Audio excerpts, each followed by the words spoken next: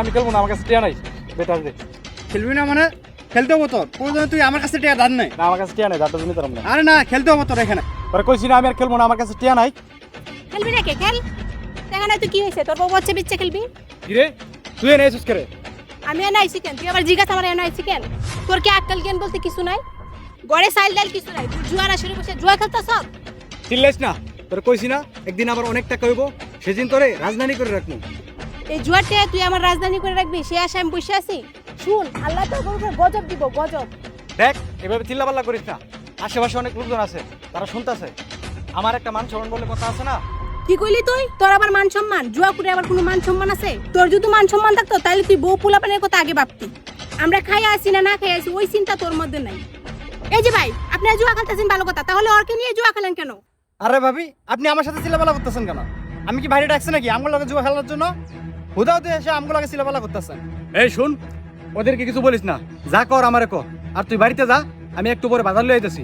তুই বাজার করে নিয়ে বাড়িতে যাবি, এই কথা তুই বহুতবার কইছো। তোর এই বাজারে আসা আমি নাই, আজকে তুই বাজার করে দিয়া কালকে আবার জুয়া খেলতে আসবি। আজকে এটা একটা ফয়সালা হওয়া দরকার, হয়তো তুই জুয়া ছাড়বি, নয়তো মা ফুলাকে মেরে ফেলবি। আমি কইলাম তো আর জটও খেলবো না, তুই কেন বুঝছ না? তুই খালি চিল্লাপাল্লা করস। এ ভাই, আমি আর জটও খেলবো না, আপনারা জানতো জান। আরে ভাই, আমরা আপনাকে কোন জুয়া খেলতে রাখলাম? আপনি তো আমাকে ডাকে নিয়ে আয়। আমগো জুয়া খেলতে নিয়ে আয়া তোর পকেটে টাকা থাকে না, আবার এইদিকে তোর বউ ঝামেলা করে। এই তুই কিন্তু এখন বেশি বাড়াবাড়ি করতেছস, মার খাওয়ার লাগিয়া। এই ভাই লন তো, এগো কথা আর ভালো লাগতেছে না, চলো উড়ি। হ্যাঁ লও জায়গা আমরা।